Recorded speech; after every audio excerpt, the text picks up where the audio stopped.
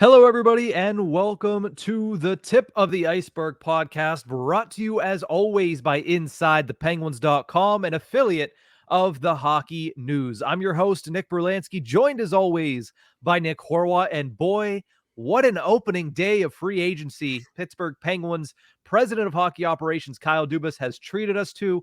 Less than 24 hours since the market has opened, he has signed 11 players. Now, a good portion of those are AHL depth signings. As he said yesterday in his press conference, we're going to rebuild the depth. We're going to rebuild the AHL a little bit. And as we did with the NHL and the Pittsburgh Penguins. So he made 8 signings on the opening day of free agency. He made 3 more on Sunday morning, signing Radim Zohorna back, Big Z, coming back to the Pittsburgh Penguins. Goaltender Magnus Hellberg, both on 1-year deals. Mark Johnston signed a 2-year deal earlier today. And then keeping it with the trend of AHL players, he signed Juna Koppanen and Ryan Shea yesterday, adding them onto the AHL as far as depth for the Wilkes-Barre-Scranton Penguins. Horwat, before we get into the 6 main signings, anything on these 5 players? No, I think it was just obvious. You could see the connections for a couple of them with Kyle Dubas. We all knew he was going to have a few people follow him, both on the ice and in the front office. And we're just starting to see it. That kind of settles in with the Mark Johnstone and, ironically enough, the Radim Zohorna signings. Just people following Kyle in. I thought the Magnus Hellberg one was really interesting, considering we are now running, and it seems like we're going to run we'll get into it, the 3 goalie system. And he said, even with those 3 goalies, we needed another veteran for the minor leagues. And Magnus Hellberg came in a handful of hours later. So, you know what? Net positive moves for the AHL, considering that team has floundered the last few seasons. And just makes that group a little bit more entertaining, especially if Radim Zohorna starts the season down there, because let's be real, that's probably the headline name of that group this morning. Yeah, especially in Penguins land. I mean, people obviously have heard of Magnus Hellberg. He's had a cup of coffee in the NHL here and there. He's really been a name that has been prevalent at times for the NHL, not as far as nationwide, but for certain teams. So yes, you understand who he is. He's kind of the Dustin Tokarski. He's the Louis Domingue. That's the type of goaltender that he is. But nice to see Big Z, because we all remember that last year during training camp, Radim Zohorna was one of the more impressive depth players for the Pittsburgh Penguins. At the end of the day, he just didn't make the roster, was placed on waivers and taken by the Calgary Flames. Yeah, it's another guy that we look at our depth and go, hey, you know what? That's another option. You know, he's pushing 27 now, I think, 26, 27, maybe 28. I forget exactly. So you can't really slap him and label him as a prospect anymore. But you do label him as an option, which is good. Yeah, the Pittsburgh Penguins, if anything, need options when it comes to their bottom 6, considering what it looked like last year and the fact that they were basically locked into that terrible bottom 6 last season. But with that, let's get into some of the bottom 6 moves made by President of Hockey Operations / interim general manager Kyle Dubas, starting with Matt Nieto signing a 2-year contract worth $900,000 against the NHL's salary cap. He has spent his entire 10-year career up to this point bouncing between the San Jose Sharks and the Colorado Avalanche. So the first dose of Eastern Conference hockey for Matt Nieto. What did you think of this signing? Good signing. Right off the jump. I mean, it was one that happened right at the crack of noon yesterday. And, you know, we don't know all the details that happened with the initial announcement was him going to Edmonton. And then at 12:01, it was take that back. Matt Nieto's going to Pittsburgh. So don't know exactly what happened there, but honestly, that's a net positive for the bottom 6. I enjoyed the deal right away without getting into too much other detail of just, cheap player. You know, it's under $1 million for 2 years. You can agree to that. Yeah, you get a veteran for under $1 million, especially somebody that is really going to be a Mike Sullivan type player, right? He's got speed. He's hard on the forecheck. He's good on the cycle in the offensive zone. And guess what? He can play the penalty kill too. You know, that's the thing that I think when you look at the overarching storyline from yesterday when it comes to the signings, it is Kyle Dubas making sure that he's bringing in forwards that are defensively responsible and forwards that can be utilized on the penalty kill. Because last year, You looked at Drew O'Connor. Yes, he played more penalty kill, but he wasn't technically considered a penalty killing forward because he didn't get out there for as many shifts as you would expect somebody who's actually in that rotation to get out there for. Danton Heinen, not a penalty killing forward. Jeff Carter did get out there, but really, is he a penalty killer, or was he just out there because he could actually win faceoffs? So you look at all of these signings, all three of the bottom six signings, they're guys that are going to play on the penalty kill.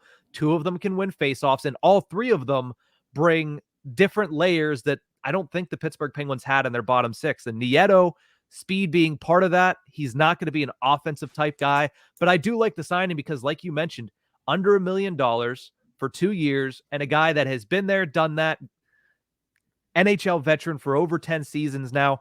Yes, he's 30 years old, but he still has the foot speed and the stamina to keep up with the younger NHL. So I like Matt Nieto. I like that addition. It's not going to move the needle a whole lot. When I saw it, I was like, okay, there's a piece, and that's all he is. He's a piece. But I do think that it's a piece that overall helps the Penguins defensively from the forward side, and that's something that they needed. Let's move over and talk about somebody who I would expect to be his line mate, and that's Noel Acciari, signing for 3 years at $2 million. Horwat, what did you think of the Noel Acciari signing? I feel like this one was just kind of expected. Again, it was one of those group of guys that might follow Kyle Dubas to Pittsburgh. Noel Acciari was never the headline of that list. I mean, that headline of that list was probably Jason Spezza, and we handled that one. Yeah. But right along with Jason Spezza and maybe a couple other names was Noel Acciari, always just following right along. And so it was almost expected. I think the price is a little steep, but I think it'll work out just fine. He's gonna come in, fill the role he's meant to play, which is bang and crash in the bottom six, and for just a handful of seasons, fine. It'll be okay. It's a net positive again. I think all these moves were at least net positives over what we had last year. Yeah. Yeah, they definitely are. I mean, anything, we said it last year, anything could be better than Brock McGinn going how many games without a point. So, yeah, Noel Acciari is a step in the right direction, even if it is for 3 years at $2 million. For those who wanted physicality on this Penguins roster, you're getting it in Noel Acciari. He loves to body check. So if you watch the games and you're like, man, the Penguins, they're not physical, they're not tough, Noel Acciari is going to change that on the bottom line. He is a guy that loves to go out there, loves to lay the body. And while, yes, I wouldn't consider him a goal scorer, he is going to be the fourth line center for the Pittsburgh Penguins. He had 14 goals last season. Now, is that going to persist this season? No, I wouldn't expect him to. But the one thing that Jesse Marshall just put out there earlier today is when he's in the offensive zone, he's just going to get the puck on net. Like that's what he's going to do. He's not going to be pretty with it. He's going to get the puck on net. He's going to get it on the forecheck. He's going to lay the body. And for the Pittsburgh Penguins, for $2 million, fine. That's good. Can he score goals? I mean, he had 14 last season. We saw how important he was offensively still with the 2019 Boston Bruins that went to the Stanley Cup final. No, he's not a guy that's going to move up in the lineup and be your peak third line center. They got somebody else for that role. But Noel Acciari is a guy that, yeah, he's going to help out in scoring a little bit more than you'd see from a Teddy Bluger. I don't think you're ever going to see Noel Acciari go out there and put up 2 goals in a season, right? That's what Teddy Bluger was on pace to do. Ryan Poehling put up, I think, 7. And even at times, it didn't seem like he was even going to get to there. So Noel Acciari does bring more offensive upside in that role at fourth line center. But what he brings that the other guys didn't is physicality. He's going to be a physical monster on the fourth line. And I love that for the Pittsburgh Penguins because it's something they really haven't had much of. So another dimension, like we talked about with Riley Smith, another dimension to the Pittsburgh Penguins that makes them a little bit of a less vanilla team to play. So I like the Noel Acciari addition as well. Let's move over to the other bottom 6 guy in Lars Eller. Just keep it moving right along here. We will obviously, plenty of summer left. We are obviously going to get deeper into each of these signings, but this is just going to be an overarching thoughts and feelings on the several. I mean, if there was only 1 or 2, we'd get much deeper into it, but he made 11 signings in 24 hours. So we're trying to hit all of them here and let you guys enjoy the rest of your holiday weekend as we continue to wait for more signings from Kyle Dubas. But Lars Eller signs a 2-year contract, $2.45 million, the most money of the 3 forwards that was signed. Made his name as a key member of the 2010s Washington Capitals, was, as friend of the show, Hockey Troll has called him, the linchpin to the 2018 Stanley Cup championship. in Washington, D.C. So Horwat, thoughts on the Lars Eller addition, which was apparently really, really key to the plan, according to Kyle Dubas. That's interesting that the Lars Eller deal was the one that is key to the plan, because this is the one that I did not like. First of all, the timing of it was weird. You had just gotten off of making the announcement of 3 people. One of them was a big name that we will still get to, and 2 others in Noel Acciari and another pretty big name in Ryan Graves, which again we'll get to. We're just kind of coasting. We're waiting. You just made these 3 huge announcements in the matter of a couple of minutes. Mm-hmm. We're all waiting for Kyle Dubas to come out and do his presser and discuss those 3 deals along with the other ones earlier in the day. And then they went, hold on, our delay is because Lars Eller is getting signed. The timing I didn't like. We're a team that needs to focus on getting younger. 34 years old doesn't help. And I don't like the idea of him being the third line center. He just doesn't strike me as that, if that's where he's slotting in. I would think so. Exactly, because who's your other option right now? Mikhail Granlund. These just aren't names that strike me as third line center, especially considering guys like Matt Duchene were out there for just an extra $1 million. I know you don't like Matt Duchene for this option, but he was available there. Yeah, but that's a guy that would have given you that immediate offensive jump. Other names are not going to come to me now just because I decided to start thinking about it. But there were other guys out there that could have filled that role much better for not much more money. That's just me. And, I get Matt Duchene's also closer to 34, but Lars Eller's got a hard mileage 34, it feels like, doesn't it? Yeah, he's certainly gotten the 34 the hard way, right? He doesn't play a gentle style of game because nobody did in Washington in those 2010s teams. But when I look at Eller, I was not 100% sold on him being the key piece to the plan yesterday. I don't hate it. Could I see it working out? Yes, because I really do think that, again, his style of play matches what Mike Sullivan wants to do. Right? He has some foot speed. Yes, he's 34. He certainly has slowed down, but he still plays a quicker game than we've seen from Jeff Carter, which was the preliminary third line center last season. Fair. And he does have offensive upside while also being defensively responsible. And I really like that key, because everybody was talking about the Pittsburgh Penguins needing to add scoring. There was no scoring in the bottom 6. The problem wasn't only that there wasn't scoring, it was that they were just bad. They couldn't defend either. They would get hemmed into their own zone. They wouldn't know what to do. They were not defensively responsible.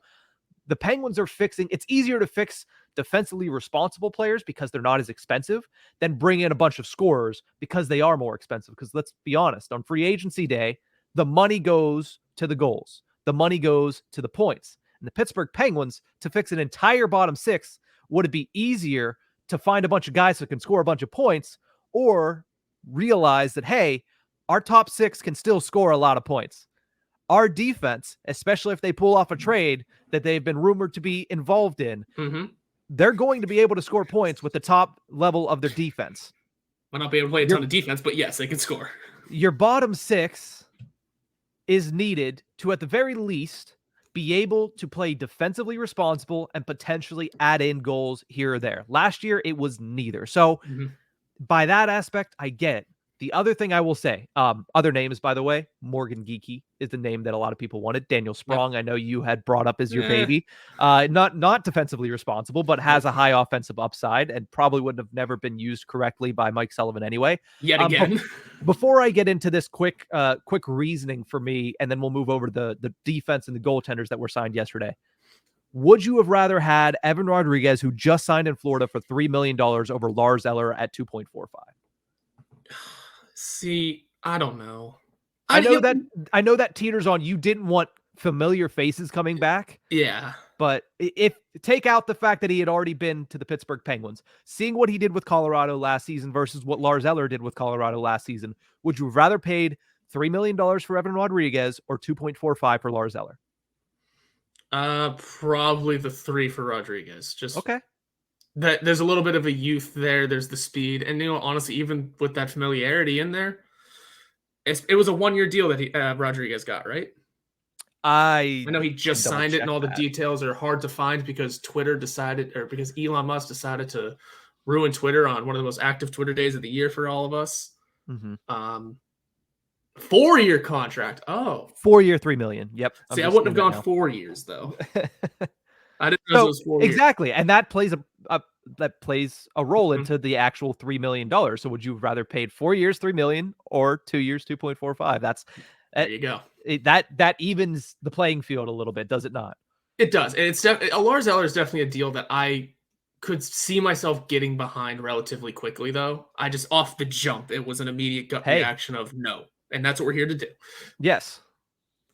So the other thing that I'm going to say, and this is because I've seen a lot of people saying, oh, well, Matt Duchene is the main reason I'm saying this. Went for Mhm. $3 million for 1 year. Like, you couldn't have paid that.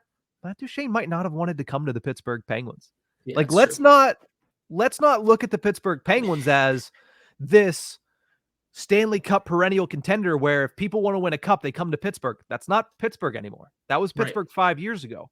The Penguins are in a weird middle ground right now. And yes, I'm obviously referring to the fact that you have aging stars where the window is on the back end.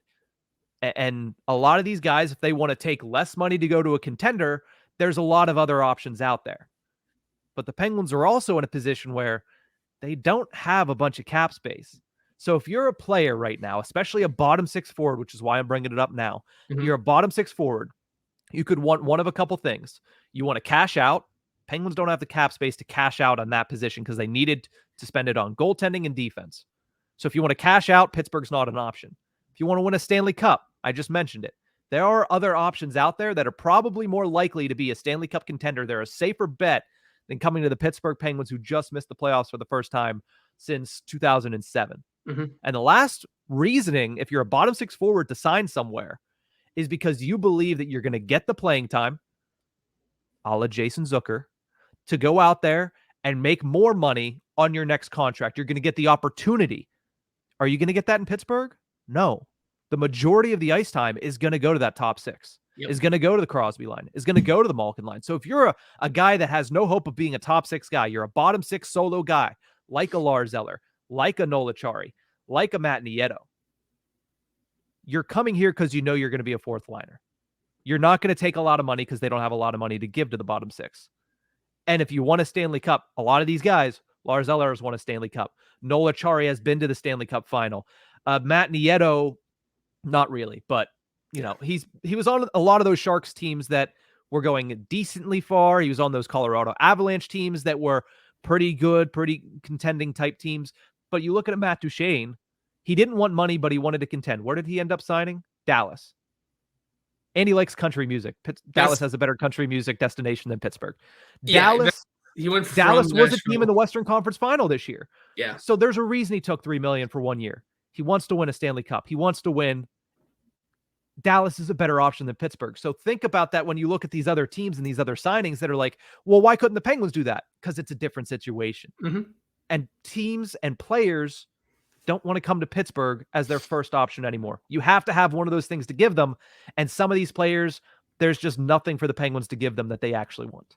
Exactly. And you mentioned the point of he wanted to go to Nashville right away. That was where he always wanted to play. Dream destination for him outside of Colorado when they saw how that went.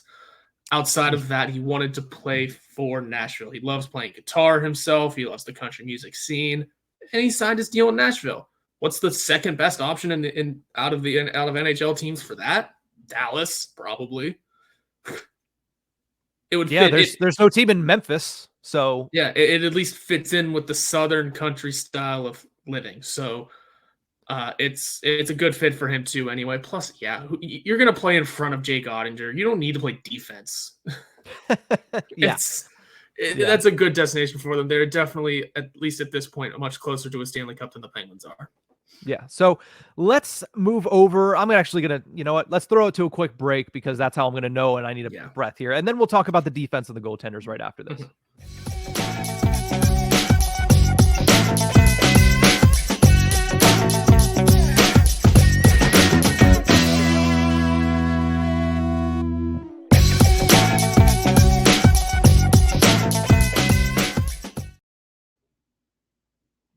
Welcome back to the Tip of the Ice-Burgh podcast, brought to you as always by Inside the Penguins, an affiliate of the hockey news. Now, I know that we kind of rambled on a little bit longer there, but let's continue to talk about these free agents. A lot to say. We have a lot of summer left to say it. So we will get into Ryan Graves now. Signed 6 years, the most term given out by Kyle Dubas.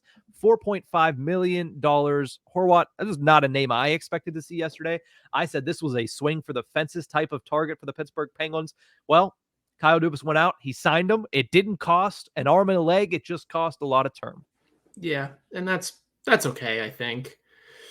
You're right. It didn't cost an arm and a leg. It was a swing for the fences. It was a player that had just kind of spotted up and down as being a target for the Penguins just because he is such a interesting force. He's not necessarily a full-time offensive defenseman, but he's also not necessarily a defensive defenseman. He's just a mobile two-way guy that can do it both.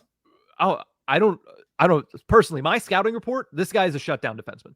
He's not, he has a big shot from the point on the offensive side. He's not really going to bring a lot of offense to the Pittsburgh Penguins, I think, from the blue line, but he's 6'5", 220.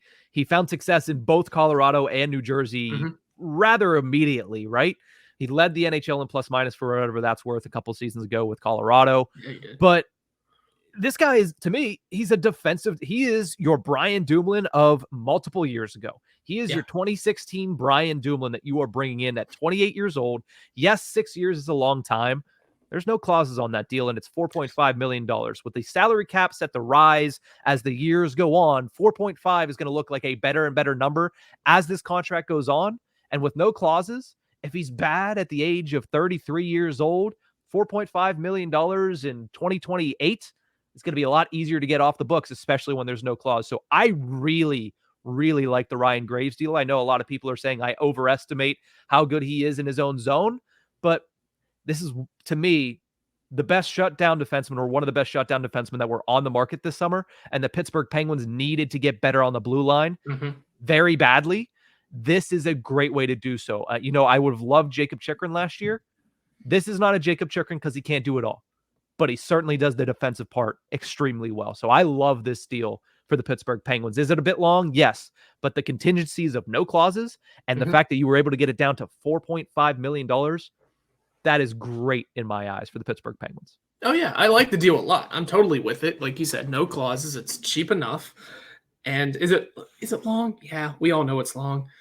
But it seems like a deal that should be worth it. It's not like he's super injury prone or going to just sewer the Penguins defensively or even offensively. It's going to be a deal that completely works out. I don't see how it doesn't at least make it 4 years in without us being like, oh, what do we do? It should work out just fine. It's a good deal. And he was one of the top targets. Yeah. And here's my thing. He's 28. Not like they signed a 6-year deal for one of these 34-year-olds that they're signing. They signed a 6-year deal for a 28-year-old in his prime defensive defenseman that has not suffered any major injuries, knock on wood, yet in his career. So I understand people are like, well, look at Brian Dumoulin. He's only 31 and he is basically out to pasture with the Seattle Kraken. But Ryan Graves has also not dealt with, at this moment, the injuries that Brian Dumoulin dealt with by the time he got to 31. So if Graves stays healthy, which is a caveat for every player on every team that got signed yesterday, if they stay healthy, that changes what this deal looks like. And we'll get to that with one of the players the Penguins signed later. But, if he's able to stay healthy for that 6 years, I see no reason why Ryan Graves, the style of play that he has, can't be a great player and live up to that contract for all 6 years. I think this is good. The Penguins needed a top pairing defenseman. They went out and got a top pairing defenseman, and they got him for under $5 million. I have no complaints about this deal. Really, no complaints. None at all. Now, people had some complaints about the goaltenders. Let's start with Alex Nedeljkovic, though. Let's start with that one. Let's save the best for last. Let's start with Alex Nedeljkovic, who you kept saying, please keep him away. Please keep him away. Please keep him away. After they actually went out and did the thing, they signed Alex Nedeljkovic 1 year, $1.5 million. Nick Horwat, I ask you, are you mad that they didn't keep him away? You know what? No, because he's playing in like a different role. He had his outstanding rookie season with the Carolina Hurricanes. Yes, I took my victory laps whenever I said it's probably smart for them to not re-sign him and just let him walk. And then we saw what happened. He ended up taking stints in the AHL this past season. I don't know exactly how they plan on using him. As of right now, it seems like Kyle Dubas wants to deploy this 3-goalie system with the starter, Casey DeSmith, and now Alex Nedeljkovic. As to where they fall in the order will be interesting to see. Mm-hmm. I'm not mad at a 1-year deal, especially if Nedeljkovic is playing the third line role in this situation, if you will, or third string. But there's also the possibility that Casey DeSmith's going to get shipped out. There's still like a bunch of moving pieces. As long as Nedeljkovic is not our full-time starter here, I'm not mad at it. Mm-hmm. That's kind of the caveat here. He has a chance. Plus, it's a 1-year deal. You could look at this as a show-me deal. Oh, yeah. This dude clearly proved he can cut it in the NHL. He was on the all-rookie team. He could have been one of the better goalies in the league had Detroit not happened. He's got a chance to revamp his entire career here. Mm-hmm. So I'm not mad at this. Let's say he takes this as a show-me deal and pops off. That's beneficial for us in this one season, beneficial for him in the future. Maybe they decide to keep him after that one season. Who knows where this whole future thing goes? 1-year deals are you could sign a ton of people for 1-year deals and just go, okay, just because it's 1 year, let's roll with it. So let's roll with this. I'm not mad at how bad he was the last few seasons. He might start the year in the AHL for all we know. Mm-hmm. I'm going to big brain the Penguins goaltending situation when we talk about the starter that they signed coming up. But when I look at Alex Nedeljkovic, yeah, you mentioned it. I mean, he was an old rookie, 25 years old when he was in Carolina, but he went 15-5-3 with a .932 save percentage and a 1.90 goals above average, or goals against average, which is great. It was a great season for him. He also played on a very good Carolina Hurricanes team. So, okay, you say whatever. They don't want to re-sign him because he's asking for a lot of money, because he's trying to cash in at the age of 25 already and only having a small sample size. They say no. Detroit says yes. They probably overpaid him, right? They overpaid him, put him in a bad spot. And Horwat, there's 3 sides to every story. There's my side, your side, and the truth. I think his actual ceiling is somewhere in the middle there. He's not the guy that had a .930 save percentage. He's probably never going to be that guy. Yeah. He's also probably not the guy that we saw in Detroit get sent to the AHL on multiple occasions, right?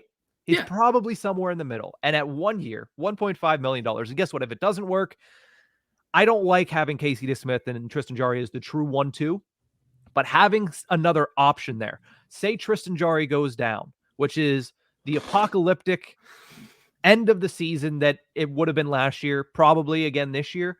If you have Nedeljkovic, you at least have another option if Casey DeSmith isn't up for it. Because Casey DeSmith, again, has shown at points he's up for the challenge of being the guy. But he can't be the number one with a backup. At the very best, he might be a decent 1A that needs a decent 1B. That's what Alex Nedeljkovic would be. So as a contingency plan, is it the best way possible for the Penguins to have a contingency plan? No. Is it more of a plan than anybody's had over the past couple of seasons? Yeah, it is. So again, it's a show me deal. And it's a better contingency plan than just, hey, Tristan Jarry got injured, Casey DeSmith's the guy, and Dustin Tokarski or Louis Domingue will have to play if Casey DeSmith is literally needed to be on an IV just to stand upright. Like that was the contingency plan under Ron Hextall. It's, hey, if Casey DeSmith can't go, like physically cannot go, then we'll use our at the time backup. That was awful. At least now you have Nedeljkovic, who could be a half decent contingency plan, but that's all based on whether or not the starting goaltender can't do his job, and that is Tristan Jarry. 5 years, $5.37 million. Horwat, I will say, the term is scary, but I think people are way too reactive on last season, personally. But what are your thoughts on this? It was, let's just say, the idea of signing the injury-prone Tristan Jarry to a 5-year deal. Let's keep the money out of it for just a split second here. That's weird PR, is it not? Hey, we've seen this guy year in and year out be injured. He's injured at this time of year. He's injured at that time of year. Here come the playoffs, and Tristan Jarry's not available. All right, how about this new season? He looks good, goes on that cool winning streak, and can't do it for the rest of the year because of a nagging injury. So we're going to sign him long-term. Oh, are you? Okay. It doesn't help that you're doubling down on the goalie that couldn't get it done. That sounds very Ron Hextall of you, does it not? It's weird. I think it can totally work out if Tristan Jarry can stay healthy, because Tristan Jarry is proven, like Alex Nedeljkovic, is proven to be one of the best goaltenders in this league. It is a matter of getting healthy, staying healthy, and remaining consistent for however many games you may have to play with this 3-goalie system, for whatever may happen with your defense in front of you. I don't know if Tristan Jarry can cut it as a possible Vezina candidate anymore, like we thought he could last year. But, I mean, 5 years just seems lengthy. Does it not? The term, fine, whatever. What was he making before? I don't even remember now. 3-something? 3.5, I think. He was going to make this much money anyway. So, just that term, I don't like it. I don't like it. You don't Especially like considering, it. I mean, here's the other thing too, just with how quickly the other free agent goalie options were just flew off the shelves. The way Korpisalo was scooped up by Ottawa, the way Anderson decided to go back to Carolina, and I think I'm missing another, but it doesn't matter. Quick gone. Cam Talbot was gone quickly. They were all just gone. The way the goalie options flew off the shelves in the first couple of hours just kind of let it settled in of, well, it's either we re-sign Tristan Jarry and no one likes it, or we trade for someone. And that's going to be hard to do considering we have our foot in the water for a different massive trade. So here comes Tristan Jarry again. Not only that, but if you didn't sign him, say Tristan Jarry signed somewhere else, and you don't have a goaltender after the initial rush of free agency, and all of a sudden you're sitting there, and let's say they also still sign Alex Nedeljkovic, you're like, okay, we have Nedeljkovic and DeSmith. Other teams aren't stupid. They see that, and they are like, nobody else is on the free agent market. You want this goaltender? You want Connor Hellebuck? You want UC Saros? What else are you adding to what you already would have paid in this trade before? Yeah. You're going to get fleeced for a goaltender. You're going to 100% overpay in the trade market for a goaltender if you don't make that deal. Now, is that the deal to make? Again, I saw that and I said, really? Like, that's what we're doing. But the absolute just anguish of everybody yesterday for that deal, I was like, listen, but I wouldn't have given him this contract personally. But let's not act like he's not a good goaltender when he's healthy. I understand the injuries are a concern, but something you mentioned there, he's injury prone. He's been injured so many different times, playoffs, he was injured for one playoff series. Yeah, you're right. One playoff sucked series. In the other one. He had 2 injuries. 2. One of them was a freak injury. Big-bodied Anders Lee barrels into him, and his foot breaks. Is that injury prone? And for anybody that wants to say that it is, he's injury prone, the guy fell on him and he broke his leg. For Anders Lee is a big human being. So if you want to make that argument, I'll send you a location. I'm going to swing a baseball bat at your foot. If your foot breaks, you're injury prone. You're injury prone. That's not even equal in force. I'm sure me swinging a baseball bat is not even as bad as a big Anders Lee at full speed running into your foot. And then the hip injury, yes, it sucks. It was a chronic hip injury. It affected him all season long. But if they're comfortable enough to give him 5 years, his physicals have to look good. A little bit of faith in the people whose job it is to actually do this. If he's healthy, he has top 10 goaltender ability. He's shown that. And Kyle Dubas literally said that yesterday. He said, we're judging this on his overall body of work. He is a 2-time All-Star in the last 3 seasons. He had some ridiculous numbers last season at the beginning of the year before the hip injury actually started to bother him. So if he can come back and rehab that this summer, and that's a thing of the past, 5 years at $5.37 million might end up being a bargain. And the other big brain, this might be tinfoil hat conspiracy, the other goaltenders they signed, Hellberg, DeSmith's remaining contract, Nedeljkovic, are on 1-year deals. You know what name Kyle Dubas brought up yesterday when talking about the goaltenders? He brought up Joel Blomqvist, and he said, you know what? He's not ready right now. Even if he's not ready next year, okay, he's not ready next year. We'll sign another backup. And then if he's ready the year after that, all of a sudden you have 1A, 1B, Tristan Jarry and Joel Blomqvist. And guess what Joel Blomqvist's contract is? It's a rookie deal. Yeah. And guess when Joel Blomqvist's contract will be up? Probably at the end of Tristan Jarry's deal.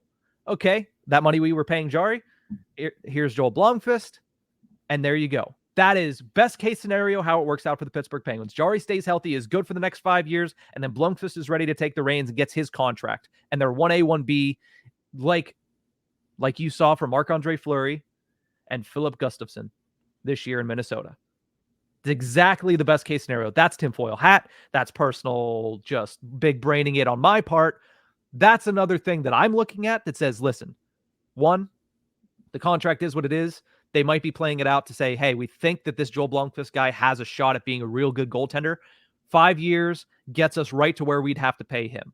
And in the back half of this Tristan Jarry deal, we could have Blomqvist and Jarry as a 1A, 1B, and that would be great. Even if Blomqvist takes over as the 1A and Jarry's just a 1B. That money you can swallow when Blomqvist is still on a rookie deal. And secondly, they like what he's done overall. I agree. I think he's done more good than bad in the NHL. Yes, he hasn't performed in the playoffs. He really hasn't been given an opportunity, right? He's had one series. Mm-hmm. And lastly, if they're giving him 5 years, there has to be a level of faith that his physicals look good. Yep. So that's where I'm standing. Again, do I think it was an overpay? Do I think it was a little long? Yes, I think it was a little bit of both. But I'm not going to come out here and say, oh my God, the Penguins are going to suck. They have the worst goaltender in the league, because that is just a farcity. That is a falsity. And that is just somebody that is salty that he didn't perform last season. So that's my view on it. I hate the people that are crying injury prone as the only reason why he doesn't deserve that contract, and forgetting the fact and saying that he sucks and forgetting the fact that he has been a very good goaltender when he's been healthy. I understand that he's been injured the last year, but so was Jason Zucker for 2 years, and then he was great last season. So I rest the case. The defense rests. I know I went off a little bit on that. No, you're good. It's exactly what you should have done. It's good to get those sorts of thoughts out, because everything you said is correct. I'd say it on Twitter, but no one will see it. Nobody's gonna see it. Not that anybody watches our show anyway, but nobody's gonna see it on Twitter. That being said, and he was going to get this deal regardless, whether it was here or someone else. Someone was going to give him those 5 years, give him that $5 million, just because he has proven he has this pedigree of being a good goaltender. I mean, it's a deal that off the jump, right? Oh, it's frightening at first. You're because you're expecting all these changes. You want to be in on this goal. You want to be in on this goal. You want to see what kind of changes can happen with a new president of hockey operations, a new man upstairs for the Penguins. You're thinking, okay, what about all these other new options? Let's just keep the change coming. That's what I've been wanting to see. Mm-hmm. Maybe not so much you, maybe not so much everyone else, but I want to see just what kind of adjustments can this new front office bring to everything below them. We should have been in on Hellebuck. Pittsburgh native, his name has escaped me. How is it escaping me all the time? John Gibson? John Gibson, thank you. I knew it was a simple name. I can't believe you forgot it, because that's the name that you're always like, people are going to talk about John Gibson, and it just drives me nuts. They're going to talk about John Gibson. Why am I getting a call from somebody right now? Can't. I'm getting a call from my neighbor.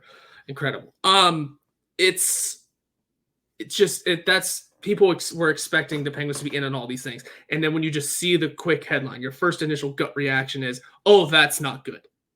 Yeah, this deal can work out if Jarry can remain healthy. I don't see if he can remain healthy. This is a phenomenal, outstanding deal. Yeah, there's that.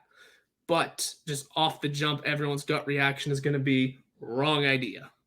Yeah, so that's fair. I'm playing the other side. I've seen so much negative about it, and I honestly, I'm probably somewhere closer to the middle. But I'm taking the positive side on that one.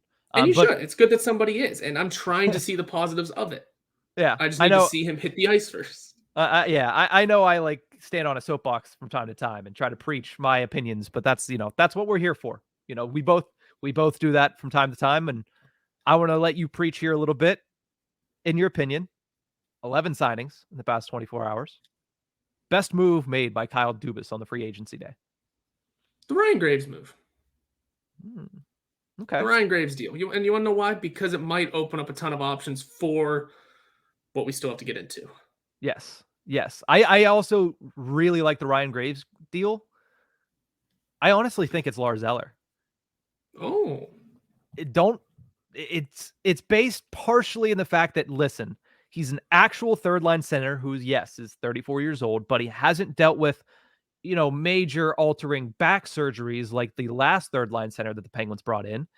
And he's not expected to be like, hey, we thought he was going to end his career 2 years ago, right? When Jeff Carter came to the Penguins, it was, oh, is he even going to play next season? It's probably just a rental. Then he retires and yada, yada.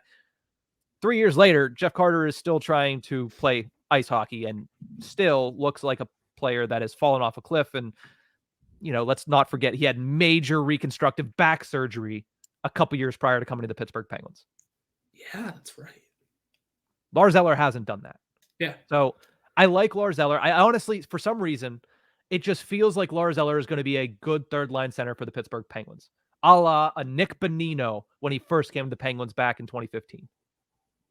It's a feeling, and for the price that the Penguins got him at, yes, $2.45 million for 2 years. I feel like that turns out to be a good deal for some reason. Okay. Ryan Graves is my favorite player that the Penguins acquired. Clearly, I've talked about Ryan Graves since the second that I was like, oh my God, he's going to be a free agent. He's going to be the best free agent. The Penguins need a top left-hand defenseman. That's perfect. I really wanted Ryan Graves, and I'm happy the Penguins got him, and he would probably be my 1B. But for some reason, very optimistic about Lars Eller. I don't know why. Totally. That's where we're at. The last thing that we'll talk about very quickly, because I did not expect this to be a full-length episode. The Penguins apparently were in on Erik Karlsson yesterday. We're in serious on Erik Karlsson yesterday. A lot of chatter going on Twitter from what I could see from my 600 tweets. It would have definitely required a third team and some retained salary, as everybody obviously knows. The rumor that was that Jeff Petrie could be one of the names going back, so it would be basically a swap in position. Petrie out, Karlsson in. Obviously, you would imagine a first-round pick has to be involved in that. You would imagine there would be other pieces involved in that trade. But it would be Erik Karlsson to the Pittsburgh Penguins at the end of the day with retained salary. Yes. First and foremost, does that interest you, Horwat, at all? It's interesting. It's thoroughly interesting. I know I have bad-mouthed Erik Karlsson in the past many, many times. Mm-hmm. This could just be karma coming back to me. The guy did, however, bounce back in a huge way. And not only bounce back, he exceeded his previous highs to deservedly, I will say, win the Norris Trophy. Mm-hmm. I don't totally hate the idea. Also, if you want some updates for it's almost afternoon. As of this afternoon, we still don't know where the Jeff Petrie thing stands. Apparently, if the Penguins are still in on this deal, which they look to be, Marcus Pettersson might be the name going the other way. Oh, I don't like that. I don't like it either, but we did just sign Ryan Graves, and we have to relieve that logjam somehow. In my opinion, if it's not Jeff Petrie going the other way, if it's not Jeff Petrie going the other way, I don't want it. And then maybe that's also part of it, because that would have to be the position swap. I'm just kind of reading what Dave Pagnotta got here on the fourth period, and just kind of lining up. Like if it is Pettersson that goes the other way, maybe Petrie is part of the deal for a third team, because a third team has to be involved here, I would assume. Who knows where people go that lists things. Next thing you know, your left side lines up as you have Ryan Graves, you have P.O. Joseph and Ty Smith. Put those two wherever you wish. Still down in the depths, you have Mark Friedman's down there. And you have Ruedel somewhere. And you have Jan Ruda as well, still under contract. Both on the right side, because now your right side is like Chris Letang, Erik Karlsson, which first of all, is anybody playing defense here? Thirdly, and then you could throw in Jan Ruda if you want to. You can toss in Chad Ruedel. Maybe Jan Ruda is part of this deal too. We're all just spitballing here and saying how it can work out, even if Pettersson goes the other direction. It's because here's the thing: if Petrie also isn't getting shipped out somewhere in this deal, you're right. I don't want it either, just because that's a lot of money to lock up on your right side whenever Your highest paid defenseman shouldn't be your third pairing guy. Honestly, and it would literally be $6+ million for Letang, $8+ million likely for Erik Karlsson. That's if 30% is retained. It's $8 million still. Yeah. And then it would be 6.25 for Jeff Petrie on the third pairing. Like, that would be ridiculous. And on the left side, the only thing I don't like about it being Pettersson is, yes, P.O. Joseph was pretty good in his first full season as a member of the Pittsburgh Penguins at the NHL level. Yes, I think he'll be better. But between POJ and Ty Smith, neither of, like, you can combine them and they don't get the defensive ability of Marcus Pettersson. So getting Graves was nice. But like you mentioned, who on that right side is playing defense? And if you take away Pettersson, the only defensive defenseman is Ryan Graves. And listen, why did I like these bottom 6 signings for the forward side? They'll play better defense. Let's not cancel it out by making the defense core just forwards on the blue line. Like, let's not do that. So if it is Petrie for Karlsson, yes, you're giving up some defensive ability there. But at least you can have 2 defensive freaking pillars on the left side in Ryan Graves and then Marcus Pettersson. And then you can do Ty Smith, Jan Ruda, Chad Ruedel, POJ, who the frick ever on that third pairing. But at least you have those 2 defensive pillars on the left side. Yeah. If it is also any other consolation, if I lost the quote, I would have to also go back and listen to it and watch it again. I think Dubas mentioned how important Jeff Petrie is going to be to the team next season. So scary thoughts, but he said that about Mikael Granlund too. That's fair. So yeah, it's lying season. It was lying season. It is lying season. I mean, the only thing you could probably take for face value is the fact that he said, "Oh yeah, Lars Eller is going to be key." He said that because he just signed the player. So I'm assuming, and he's the forward that's probably going to play the most prominent role of the 3 that he signed. Yeah. Not more than Riley Smith, who he traded for, but like, yeah, he was prominent to our plans today. We wanted somebody that can actually play third line center because we didn't have that last year, right? Mm-hmm. Jeff Carter was not a third line center. Teddy Bluger, when he had the opportunity, was not a third line center. Ryan Poehling was not a third line center. Shoot, Ryan Poehling wasn't even good enough to get a qualifying offer from the Pittsburgh Penguins this year. Yikes. They didn't have a third line center last year. Lars Eller, at very least, is a league average third line center. Oh, so that was the truth. But the Granlund, and if one of Granlund or Petrie isn't gone, I will be shocked. Now, Carter's a different story, honestly. Carter is probably going to be, if they can make it happen, a healthy scratch for as many games as humanly possible. If not, he's probably just absolutely chain strapped to that right wing side where Josh Archibald was on the 4th line last year. You know those right fielders in Little League? Exactly my thought. No, it was the right center field, because he had 4 outfielders in the outfield in Little League. And that is like very Little League. That is like under 10. Yeah, that's pre-Little League. It's T-ball. Yeah, what that is. Yeah.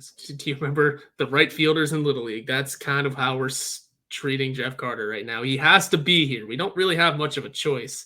Not even coach's son levels, though. Like, we know. I mean, it was with Ron Hextall. Exactly. So. But it's at this point, it's he has to be here. Here he is. He's got a lot of money. You know, he's got some championship pedigree. And he's got a veteran presence. The guys like him. So, but anyway, enough calling the oldest man on the roster a child. Yeah, fair enough. But that's going to do it for this bonus episode of the Tip of the Ice-Burgh that went much longer than we expected to. But hey, we haven't talked since Thursday, and when all the moves that have happened in that 72 hours, it's going to take some time. But that's it for this one. We'll see you guys this week with more reaction to all the crazy stuff that's going down.